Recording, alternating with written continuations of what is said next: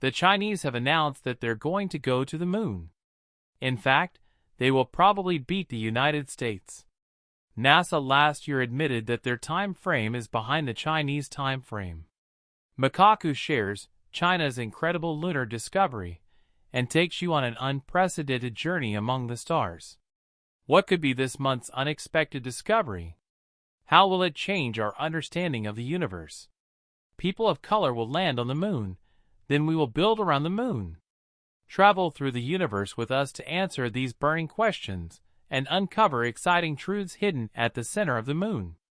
Get ready for a real adventure. Mysterious spring lunar water source, our closest neighbor in space, the moon has always been a mystery, and recently, Chinese scientists have made surprising discoveries that begin to answer some of the biggest questions about the moon. Just 2 years ago, China launched a robotic spacecraft into the vast dark area of the moon that we can see from Earth. This region is called Oceanus Procellarum, or Ocean of Storms. The spacecraft, called Chang'e 5, landed near a large mountain on the moon called Mount Lammer. The most satisfying thing is that, for the first time in nearly 50 years, a spacecraft collected samples from the moon and sent them back to Earth.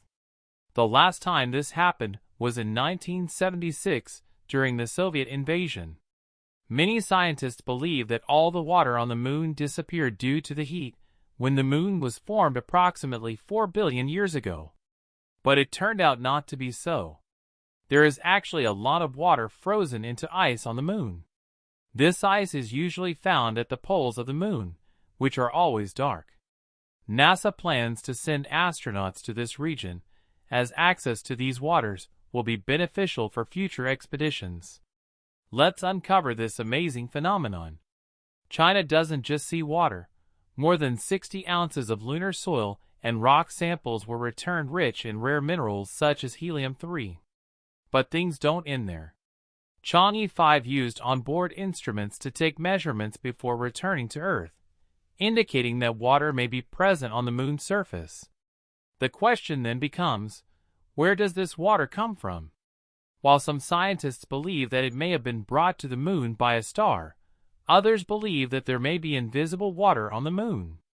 The answer to this big question may be found in lunar samples collected from the northwestern side of the moon by China's Chang'e 5 spacecraft. According to reports from Chinese and European pros, this model contains small glass beads of different colors, like small pearls. So how did they get there? Perhaps they were created from the heat of meteorites hitting the moon. The most satisfying thing is that these little glasses have water lines. Yes, you heard right. There is water on the moon. Scientists from the Chinese Academy of Sciences have shown that there are approximately 2,000 kilograms of water in the crystals per ton of lunar soil. The surprising thing is that these glass beads can be found anywhere on the moon, from the equator to the poles, because the moon has been hit by meteors throughout its life. While scientists believe that the water on the moon is mostly in the form of hydroxy groups, it is also found in molecular form. They estimate that up to 270 billion tons of water could be trapped in the glass beads. In 2010, NASA estimated that there were approximately 600 million tons of ice in the moon's Arctic crater, but this new discovery shows that the moon's Arctic crater has a larger lake. The best part? This water can provide a whole new dimension of life that we never expected. The Lammer samples returned by Chang'e 5 are smaller than those collected by the U.S. Apollo program or Soviet robotic missions. Recent research shows that the glass containing these pearls was formed 2 billion years ago, specifically during the meteorite crisis, similar to the events that wiped out the dinosaurs 68 million years ago. You may ask, how does water get into moon crystals? It turns out this might be because of our sun. Scientists believe that the beneficial effect of hydrogen atoms from the solar wind enters the glass beads and combines with oxygen. When the sun heats the beads, they release some hydrogen, which plays an important role in the moon's water cycle. So these glass beads are not just water. They control how the moon moves around it. With this discovery, the difficulty of finding a place is on the brink of change. This prompted scientists to investigate whether water on the moon could support life for humans on long-term missions far from Earth. A research team from the Institute of Geology and Geophysics of the Chinese Academy of Sciences examined the data in depth. Can they find it? There are signs of open water in the Chang'e 5 text. Scientists identify H2O molecules by their spectral reflectance, which is a measure of how a material reflects sunlight. The impact is far-reaching. There may be more water on the moon than previously thought, said Matt Siegler, a senior scientist at the Planetary Science Institute in Tucson, Arizona. This is a far cry from the distant space the Apollo astronauts described when they returned in 1969. The idea that the moon was a dry, barren wasteland began to collapse. The Indian Space Research Organization Chandrayaan-1 found signs of hydration on the sun's surface, but it is not yet clear whether it is water or hydroxy, a substance similar to gutter cleaner. Postdoctoral researcher Katie Hannibal said later research showed ice was present in shadowed craters near the moon's poles. When scientists re-examined the original Apollo samples, they found that water molecules trapped within glass beads and minerals caused head-scratching and some skepticism. Is this water really moon water or water from Earth? In Houston, what happened a month before China's lunar lander Chang'e 5 detects water in the solar system? NASA is working on an announcement. They claimed that there was water in the moon of the sun. They were all 45,000 feet above the ground. Yes, you heard right. NASA uses the Stratospheric Infrared Observatory to obtain signals at specific wavelengths of water molecules. These findings promisingly suggest that water on the lunar surface may be more abundant than we thought and may be longer than ice at the moon's poles. All previous studies pointed to the existence of water, but the real game-changer was China's recent moon landing. As geologist Matt Siegler points out, the resulting spectral reflectance data must be carefully adjusted for temperature to determine how much water is present, but the challenge is to determine the temperature of the object from very long distances.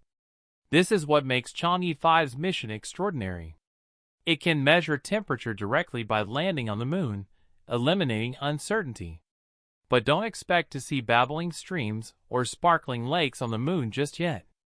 Chang'e 5 found a small body of water hidden in the lunar soil in a region ironically called Oceanus Procellarum.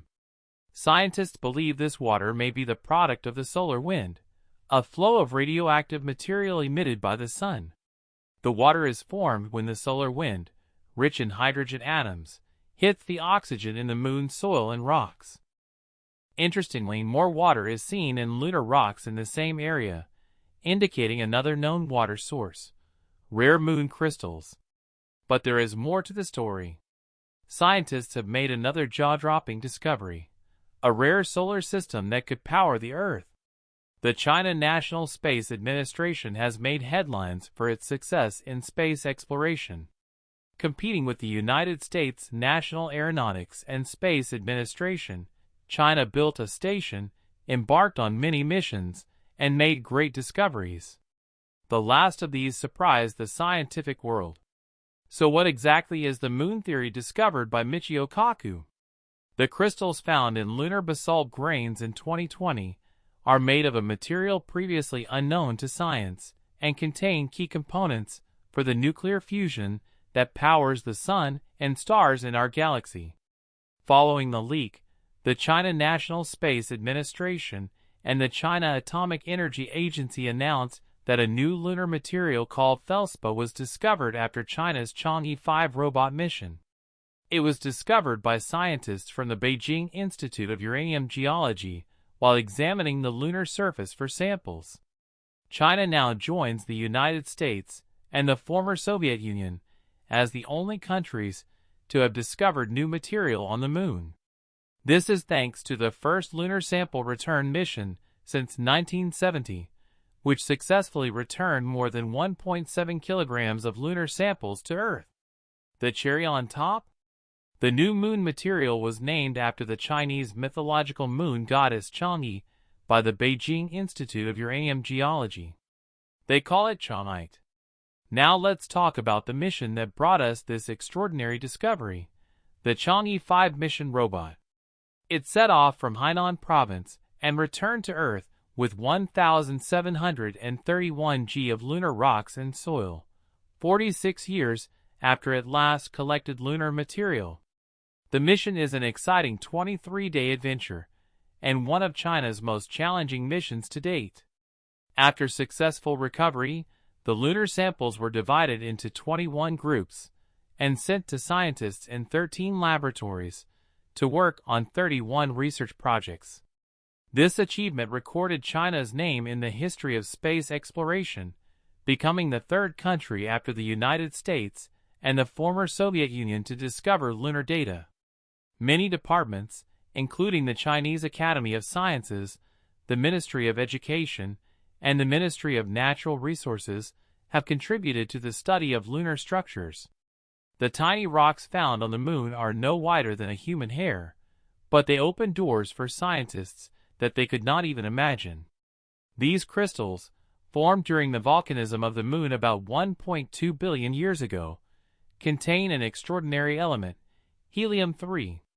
Such a big surprise forced Michio Kaku to announce the news to the world. We'll return to Earth in the next few hours with the structure of star rock and debris. Chinese ground crews wait for an unmanned mission to return to Beijing with the first lunar samples in more than 40 years. Helicopters carry the spacecraft over the snow-covered grasslands of Inner Mongolia. The containers hold large moon rocks collected in the cold, dark desert. Our future lunar missions aim to collect lunar samples at the poles and in regions not yet explored. Now let's look at what makes this substance special. Scientists can use helium-3 for a variety of purposes. Since it is not radioactive and produces no dangerous byproducts, it is ideal for nuclear fusion reactions that release large amounts of energy. Each isotope contains an additional neutron, which means it can undergo nuclear fusion reactions to produce hydrogen. The presence of this unusual element on the moon could be an important resource for Earth. Helium-3 is extremely rare on our planet, so we can use it to generate large amounts of electricity by combining it with deuterium. Deuterium, found in seawater, reacts with helium-3 to produce a huge amount of energy with no radioactive waste, a perfect combination for the future of Earth's energy needs. But there is a problem. Earth's current sources of helium-3 are insufficient for this purpose. Imagine the possibilities if we could harvest helium-3 from the moon, especially from newly discovered moon crystals. We could potentially fuel nuclear fusion power plants and provide virtually unlimited clean energy to our planet.